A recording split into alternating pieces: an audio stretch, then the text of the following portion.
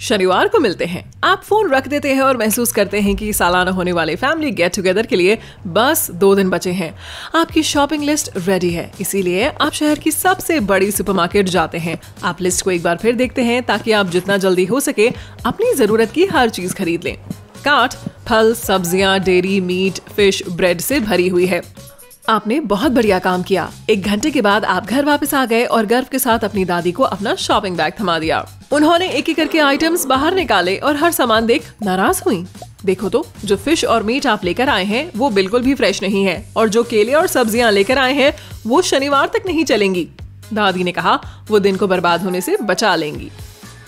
अब भूखे पेट शॉपिंग करने के लिए नहीं जाना चाहते, इसीलिए बढ़िया स्नैक खाते हैं। अब आपको वो सामान खरीदना नहीं पड़ेगा जो आपको नहीं चाहिए। इसके बाद आप कार में बैठते हैं, फिर से शॉपिंग के लिए निकल जाते हैं। स्मार्ट शॉपिंग का मतलब है स्टोर के उन कोनों को खंगालना जहां पर आपको फ्रेश और हेल्दी सामान मिल सकता है। फल, सब्जियां, डेयरी, मीट और फिश। सेंट्रल हिस्से में वे आमतौर पर जंक फूड रखते हैं, तो आपको उस जगह से दूर रहना चाहिए।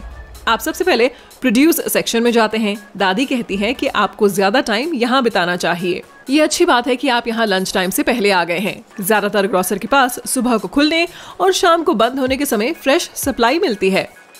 आप पैक किए हुए टमाटर उठाते हैं, लेकिन दादी मना कर देती हैं। पहले से पैक किए फ्रूट और वेजिटेबल्स ज्यादातर महंगे होते हैं। आप इस सामान को चेक भी नहीं कर सकते। कच्चे टमाटर के मुकाबले पका टमाटर ज्यादा भारी होता है। ये स्मूथ और सख्त स्किन वाला हो और उसमें टमाटर जैसी स्मेल आनी चाहिए। नहीं, दबी कुचली चीजें अपने कार्ट में ना डालें। खरोच वाले प्रोड्यूस बैक्टीरिया के परफेक्ट ब्रीडिंग ग्राउंड होते हैं। ऐसा खीरा चुने जिस पर कोई दाग या सॉफ्ट स्पॉट ना हो। सबसे बढ़िया गहरे हरे रंग वाले होते हैं। अगर आपको पीले स्पॉट दिखते हैं तो उसका मतलब है वे ज्यादा पक गए हैं और उनका स्वाद भी अलग होगा। ऐसा ही पेपर के साथ भी होता है। उनका रंग भी गहरा और कोई दाग भी नहीं होना चाहिए। इसे उलट पुलट कर देखें और उस पर बने बम्प काउंट करें। 4 बम्प का मतलब है कम बीज और बेहतर स्वाद। 2-3 बम्प मतलब कड़वा स्वाद। फ्रेश पेपर का स्टेम हमेशा हरा, मजबूत और क्रिस्पी होता है। स्प्राउट वाले आलू फौरन अपने कार्ट से बाहर निकाल दें। सख्त और स्मूथ वाले चुने जिनकी स्किन पर रिंकल, सॉफ्ट डार्क स्पॉट्स या कट्स ना हो। केवल हरी सलाद पत्ती ही चुने जिसमें छेद या ब्राउन किनारे ना हो। हरा रंग जितना ब्राइट होगा वो उतना ही बेहतर होगा। अब फ्रूट्स और बेरीज की तरफ चलते हैं। दादी बताती हैं कि पके हुए तरबूज का सूखा स्टेम ब्राउन होता है। ये डार्क पीले वाले मीठे के लिए लंबे समय तक जमीन पर पड़ा रहेगा। ऐसे ही मेलन्स के साथ भी होता है। पीले छिलके वाला ज्यादा स्वीट होता है क्योंकि इसे चुने जाने से पहले काफी सनलाइट मिली होती है। इन केलों को घर ले जाने से पहले इसके गुच्छे के स्टेम को चेक करें। ये स्टेम हरे से लेकर हल्के पीले रंग के होने चाहिए, ना कि ब्राउन कलर के। अगर आप अभी एकदम से केला खाना चाहते हैं तो सिंगल केला लें। वे क्लस्टर में ज्यादा देर तक ठीक रहते हैं।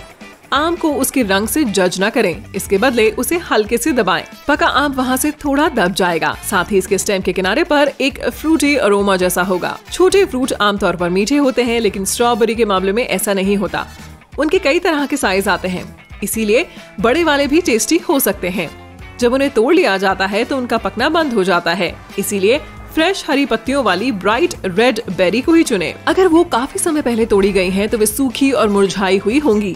नींबू आपको ज्यादा जूस नहीं देगा। अगर ये पीला है तो मतलब है कि पुराना है। ये सख्त बिना दाग पतले छिलके वाले कहीं ज्यादा बेहतर है। ये ज्यादा भारी फील होगा और साथ ही ये अच्छा संकेत भी है। आप एक बड़े इवेंट के लिए शॉपिंग कर रहे हैं, वरना आप एक बार में इतनी चीजें नहीं खरीदते। अगर वे फ्रेश और ऑर्गेनिक हैं तो नेचुरली वे ज्यादा देर तक नहीं टिकेंगे। हमेशा वही फ्रूट और वेजिटेबल चुने जो सीजन में मिलते हों। वे सस्ते और अच्छी क्वालिटी के होंगे। अगला स्टॉप हनी। ये आपको अजीब लगता है क्योंकि इसके जार के बॉटम में क्रिस्टल्स हैं, लेकिन दादी बताती हैं कि ये फ्रेशनेस का साइन है। जब टेम्परेचर गिरता है तो हनी का क्रिस्टलाइज होना नॉर्मल है। अगर इसमें आर पार नहीं दिखता तो ये एक अच्छा साइन है। इसका मतलब है कि ये ज्यादा नेचुरल और हेल्दी है और पैस्चराइज्ड नहीं है। आप लिस्ट चेक करते हैं और महसूस करते हैं आपको अब ब्रेड की जरूरत है। आप पहले से जानते हैं कि बेस्ट ऑप्शन होल ग्रेन होता है। आप उसे उठाकर लेबल पर पढ़ते हैं, कई अनाजों से बनी हुई नहीं चलेगा। इस वाले पर लिखा है आटे से बनी। ये बेहतर है। जितने कम इंग्रेडिएंट उतना अच्छा होगा। अगर आप एडिटिव का नाम नहीं बोल सकते तो वो आपकी ब्रेड में नहीं होना चाहिए। इसमें आर्टिफिशियल फ्लेवर, कलर या प्रिजर्वेटिव्स नहीं होने चाहिए। आपने जो ब्रेड चुनी है उसे हल्के से प्रेस करें। बिंगो, ये ओरिजिनल शेप में वापस लौट आई, जिसका मतलब है इसकी क्वालिटी काफी बढ़िया है। अगर आपको इस पर उंगली के निशान दिखें तो ये पहले फ्रोजन की गई हो सकती है या बेकिंग प्रोसेस में कुछ गड़बड़ी हुई है। आप कैंड फूड सेक्शन की तरफ बढ़ते हैं और आपकी दादी आपके रास्ते में आ जाती हैं। वे श्योर है कि कैंड फूड आपकी सेहत के लिए अच्छे नहीं है, क्योंकि उनमें काफी मात्रा में सोडियम होता है। आप उन्हें समझाते हैं कि कम से कम इनके लेबल तो पढ़ लिए जाएं। आपको वही कैंड फूड खरीदने चाहिए जिसमें न ज्यादा नमक न ज्यादा चीनी हो, पानी में हो या अपने ही जूस में प्रिजर्व किए सामान सबसे हेल्दी होते हैं, क्योंकि उनमें कम आर्टिफिशियल इंग्रेडिएंट्स होते हैं। आपको ऑलिव ऑयल में पैक कुछ टूना मिलती है। पैकेज अच्छी तरह से बंद है, इसीलिए ये सही है।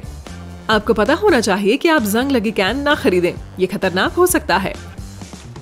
ऐसा लगता है कि आपने जरूरत का सारा सामान खरीद लिया, बस मीट और डेयरी रह गया। आपको पता है कि आपको इन्हें हमेशा आखिर में उठाना है। शॉपिंग अगर लंबी चलती है तो वो खराब हो सकते हैं। आपको अपने फ्रूट्स को रॉ मीट से बचाने के लिए शॉपिंग कार्ट में थोड़ी जगह बनानी होगी। रेड मीट डार्क कलर का हो, पर्पल, रेड और ब्राउन के अच्छे होते हैं। पोर्क का शेड लाइट ब्लशिंग पिंक होना चाहिए। उसकी स्मेल भी अच्छी होनी चाहिए। इसमें से किसी भी तरह की तेज स्मेल नहीं आनी चाहिए। अगर आपको कोई फाइबर नजर आते हैं तो ये जरूरी है कि ये सख्त मीट होगा, जिसका फ्लेवर भी काफी स्ट्रॉन्ग होगा। बीफ टेंडरलाइन पर कोई ग्रेन्स नहीं होने चाहिए, क्योंकि ये सुपर टेंडर होता है। मसल्स में व्हाइट फ्लैक्स और फैट के स्टीक्स के जूसी और टेंडर होने का एक और साइन है। अगर आपकी योजना सीधे जाकर मीट कुक करने की नहीं है तो लेटेस्ट बेस्ट बिफोर डेट ही चुने। आप इसे उस तारीख के बाद भी सेफ्टी के साथ भी खा सकते हैं, लेकिन इसका टेस्ट इस तारीख से पहले ही बेस्ट होगा। पैकेजिंग पर गंदे धब्बे एक रेड फ्लैग की तरह होते हैं। जरूर किसी ने इन्हें गंदे हाथों से पकड़ा है। जो चिकन आप खरीदने जा रहे हैं, अगर उस पर स्किन है तो ये फ्लैश से ज्यादा पीला होना चाहिए। पूरी तरह से पीला या लाइट ब्राउन नहीं। जरूरी है कि इसके किनारे सूखे दिख रहे हों, कट स्मूथ हो और एक जैसे साइज वाले हों।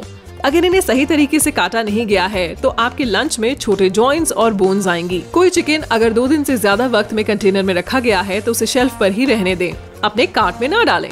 दादी एक फिश को उठाती हैं और उसकी आंखों में देखती हैं। वे बताती हैं कि एक ताजी मछली की उभरी हुई आंखों की प्यूपिल्स काली चमकदार होती हैं। ताजी मछली की स्किन सिल्की होगी, ना कि चिपचिपी और डल। फिलेट को दबाएं। अगर आपकी उंगलियों के निशान बन जाते हैं तो ये अच्छी नहीं है। शॉपिंग का आखिरी पड़ाव, डेयरी प्रोडक्ट्स।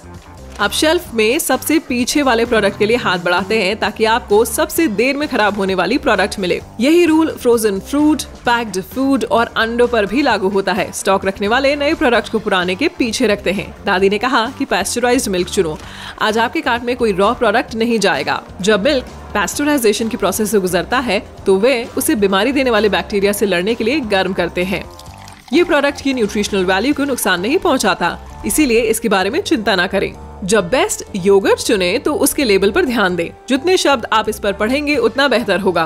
3 बेसिक इंग्रेडिएंट्स इसमें आपके काम करने के लिए काफी हैं। बाकी प्रिजर्वेटिव्स और शुगर है जिसकी आपको जरूरत नहीं है। लाइव और एक्टिव कल्चर आपको इंग्रेडिएंट्स की लिस्ट में देखने चाहिए। थोड़ा चीज लेना ना भूलें, हालांकि ये वाला नहीं, थोड़ा सॉफ्ट जैसे रिकोटा, क्रीम चीज, गोट चीज या शेडार चीज पर किसी तरह का मोल्ड नहीं होना चाहिए। ये आसानी से अंदर जा सकता है। हार्ड चीज पर कुछ मोल्ड अच्छे होते हैं। आप इस एरिया को सावधानी से काट सकते हैं। वाह, आपकी शॉपिंग पूरी हो गई। ये घर जाने और खाना पकाने का समय है।